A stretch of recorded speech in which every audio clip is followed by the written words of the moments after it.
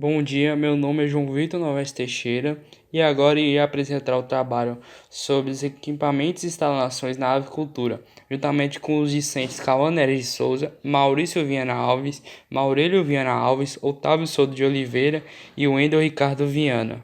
Eu vou falar sobre os equipamentos sanitários. Lança-chamas é um equipamento que, ligado a um botijão de gás, funciona como maçarico. O uso do lança-chamas na preparação do aviário é um procedimento que, juntamente com as outras operações, compõe o programa de limpeza e desinfecção das instalações. Lava-jato é utilizado na limpeza das instalações.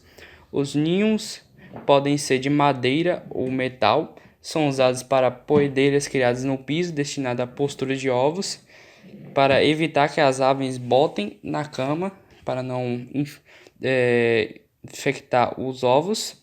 Os ninhos para a postura dos ovos devem ser colocados em até 3 linhas sobrepostas nas paredes da cabeceira e no fundo do galinheiro. Nesses locais, elas se sentem seguras e sem serem incomodadas. O debicador é utilizado no processo de debicagem.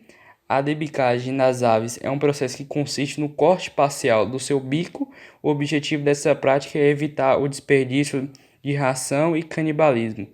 O pulverizador costal. Os pulverizadores têm como função principal a distribuição dos produtos químicos, sendo utilizado na avicultura para limpeza, desinfecção e vacinação. As vacinadoras são utilizadas para a aplicação de vacina nas aves.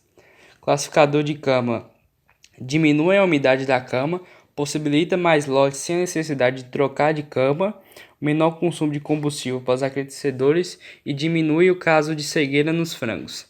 A balança é utilizada para o controle de peso. As folhas de acatex ou chapas metálicas é utilizada para fazer o círculo de proteção usado na fase inicial da criação. Os baldes são para diluição de vacina, etc. Os tanques é para lavagem de materiais e equipamentos. Meu nome é Cauã Neres de Souza. Eu vou falar sobre os equipamentos para o fornecimento de alimento e água. Primeiro vamos falar dos tipos de comedouros. Os comedouros de tipo bandeja são feitos em plástico, chapa galvanizada ou madeira. São utilizados nos primeiros dias de vida dos pintos, dentro dos círculos de proteção, na proporção de um comedouro para 80 pintos. Os comedouros tubulares são mais práticos e baratos, têm capacidade para 40 aves. Devem ser distribuídos em fileira de 2 metros um do outro, para facilitar o abastecimento e o acesso das aves. Os de calha são mais eficientes na distribuição de ração, só que às vezes pode-se precisar de motores elétricos para a distribuição da ração, o que os torna um pouco mais caros.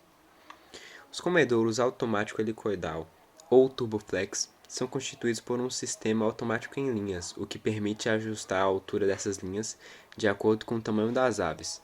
O prato, galvanizado de plástico, tem capacidade para atender a 40 aves. Agora vamos falar sobre os tipos de bebedouro. Tipo calha com água corrente, tipo calha de sistema fechado, tipo pendular, tipo nipple, chupeta, ou tipo sifão ou copo. Os bebedouros pendulares e as calhas são de menor custo quando comparados com os de nipple, e não necessitam de conhecimento técnico para o manejo dos mesmos. No entanto, observando pelo aspecto sanitário do galpão, eles necessitam de limpeza diária e têm grande desvantagem quanto à transmissão horizontal de doenças. Em bebedouros tipo nipple, a contaminação é reduzida, mas não ocorre a eliminação total da chance de contaminação. Bom dia, meu nome é Maurício e é apresentar os equipamentos para transporte. Caixas de PVC rígido. São utilizados para transporte e comercialização das aves. A capacidade da caixa de transporte vai depender do tamanho e da idade das aves. Carrinho. O carrinho de mão é utilizado para transportar a ração, retirar as aves mortas e a cama de frango do galinheiro. Utilize 2 carrinhos de mão, um para transporte de ração e outro para retirada da cama e aves mortas. Bom dia, eu sou Maurílio e vou falar sobre os equipamentos de controle térmico. Ventiladores. São os responsáveis pela manutenção da temperatura constante e ideal para a granja. É também por meio desses equipamentos que são mantidos os índices de umidade, assim proporcionando conforto térmico aos animais. Campânulas. São equipamentos utilizados para aumentar a temperatura no aviário, tentando melhorar a zona de conforto dos pintinhos caipiras nas primeiras semanas de vida. As campânulas movidas a gás aquecem por irradiação, ou seja, elas aquecem diretamente a cama, a qual irradia calor para cima, sem interferência prévia do ar. Fornos. Diferente das campânulas, os fornos movidos a lenha ou pellets, madeira prensada, aquecem por convecção, ou seja, eles aquecem primeiramente o ar do ambiente, então este ar pré-aquecido deverá aquecer a cama. Há determinada perda de ar neste processo, portanto o forno deve ser ligado muito antes das campânulas para se obter um aquecimento mínimo satisfatório da mesma. Tudo depende da temperatura ambiente, mas em geral recomenda-se que os fornos sejam ligados no mínimo 24 horas antes e as campânulas no mínimo 8 horas antes do alojamento, ambos com foco em comum: manter a cama aquecida para o recebimento dos pintinhos. Termômetro é usado para determinar os valores de temperatura. Ele consiste em um fino tubo de vidro graduado e que contém um bulbo cheio de mercúrio. E à medida que a temperatura aumenta, este líquido se expande por uma capilaridade. Olá, eu sou o aluno Wender Ricardo Venaves Filho e eu vou falar sobre as instalações do setor de produção, produção de ração e sanitário. Setor de produção. Detalhes construtivos dos galpões. Localização. Os galpões devem ser construídos em terrenos o mais planos possíveis. O eixo longitudinal dos galpões deve estar orientado no sentido leste-oeste, com o que se conseguirá que a superfície exposta a oeste seja o menor possível, evitando-se o sobreaquecimento pela forte insolação. Aí uma imagem, das instalações aí do setor de produção, do galpão. Dimensão dos galpões. A tendência mundial é de se construir galpões com 12 metros de largura por 100 a 140 metros, em média 125 metros de comprimento, visando a otimização de equipamentos, mão de obra, etc. Comprimento determinado de acordo com as possibilidades do terreno e praticidade no manejo. Larguras de até 8 a 10 metros em regiões de clima quente e úmido ou de até 10 a 14 metros em regiões de clima quente e seco. Aí o quadro com a relação entre a largura do galpão e o pé direito, em função do tipo de clima predominante. No clima quente e úmido, se a largura é de até 8 metros, o pé direito mínimo em climas quentes é de 2,80 metros. Se a largura é de 8 a 9 metros, o pé direito mínimo em climas quentes é 3,15 metros. E se a largura é de 9 a 10, o pé direito mínimo em climas quentes é de 3,3 metros e meio. No clima quente e seco, se a largura é de 10 a 12, o pé direito mínimo em climas quentes é de 4,20 metros. E se a largura é de 12 a 14 metros, o pé direito mínimo em climas quentes é de 4,90 metros. Setor de produção de ração. Fabricação, armazenamento e fornecimento da ração. A ração deve ser feita em local apropriado, geralmente em sala ou galpão de fabricação de ração, que deve estar distante dos galpões de criação e ter acesso restrito de pessoas e animais, para evitar contaminações. Os ingredientes, máquinas trituradoras ou forrageiras e misturadores compõem uma sala de fabricação de ração. O armazenamento da ração após seu preparo deve ser em silos ou em sacos apropriados.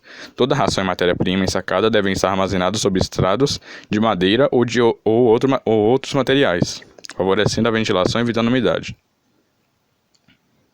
Setor sanitário. Pedilúvios e rodolúvios. Depósitos de concreto ou mesmo pequenas bandejas metálicas. Finalidade: desinfetar calçados de pessoas que entram e saem do galpão, no interior dos pedilúvios. Esponja de espuma plástica ou capacho mergulhados no líquido desinfetante. Amônia quaternária, iodo ou cloro. Rodolúvios para caminhões. Fossa de putrefação. Indispensável para a eliminação de aves mortas. Fossa subterrânea. Hermeticamente fechada, coberta com tampa de madeira ou laje de concreto. Soterrada com camada de terra, com exceção de uma abertura, através da qual serão lançadas as aves mortas. Localização: a pelo menos 100 metros de distância dos galpões e poços d'água potável. Dimensionamento: 3 metros cúbicos para 1.000 frangos de corte e 0,3 metros cúbicos para 1.000 poedeiras. Aves mortas, que são 6% dos frangos de corte, morrem até o final do ciclo, jogadas imediatamente na fossa, podendo-se adicionar cal virgem para acelerar o processo de decomposição. Olá, eu sou o Otávio Souto e eu vou falar sobre instalações de apoio e externas. A primeira instalação de apoio são os escritórios, que ficam responsáveis pela administração das propriedades e fazem parte da base da produção. As oficinas ficam responsáveis pela manutenção dos equipamentos, basicamente isso. Agora as externas, nós temos os pontos de vendas, que vão receber os produtos e revendê-los. E dentre os principais nós temos os mercados, açougues e padarias. Agora os abatedouros, que ficam responsáveis pelo abate das aves, e é dividido em 10 etapas. Recepção, que a recepção das aves deve ser feita de forma rápida para que o estresse pré-abate se reduza. O ambiente deve ser sombreado e possui ventiladores. Além disso, os nebulizadores devem ser acionados para que a umidade se normalize e assim evitar que as aves morram por sufocação. A segunda fase é a pendura. Nessa etapa, os frangos são pendurados pelas pernas e esportes ligados à nória. Para evitar lesões na coxa, o manuseio das aves deve ser feito firme para que o animal não se debata, vindo a se machucar. A terceira etapa é o atordoamento ou insensibilização. O procedimento é feito por meio de uma eletronarcose, onde a cabeça da ave é mergulhada em um tanque com um líquido onde passa uma corrente de 28 a 50 volts. Dessa forma, as aves reduzem as intensas contrações musculares e adquirem um estado de insensibilidade à dor do corte da sangria, posicionando-se com o pescoço arqueado, asas coladas ao corpo e dedos das patas distendidos, facilitando e tornando mais seguro o seu manuseio. A sangria. Nessa etapa, deve-se evitar o corte da traqueia, para que a ave continue respirando e assim facilitando o sangramento, sendo esse procedimento que dura em torno de 3 minutos. Os primeiros 40 segundos, 80% do sangue é liberado, e no intervalo de 1 e 2 minutos e meio, todo o sangramento se completa. A quinta etapa é a escaldagem. Nesse procedimento, basicamente consiste em mergulhar as aves em um tanque de água quente sob agitação. Agora, a sexta etapa, a depenagem. Nessa etapa, por meio de ação de dedos de borracha mecânicos, que são presos a tambores rotativos, asas, pernas e pescoço e corpo são depenados.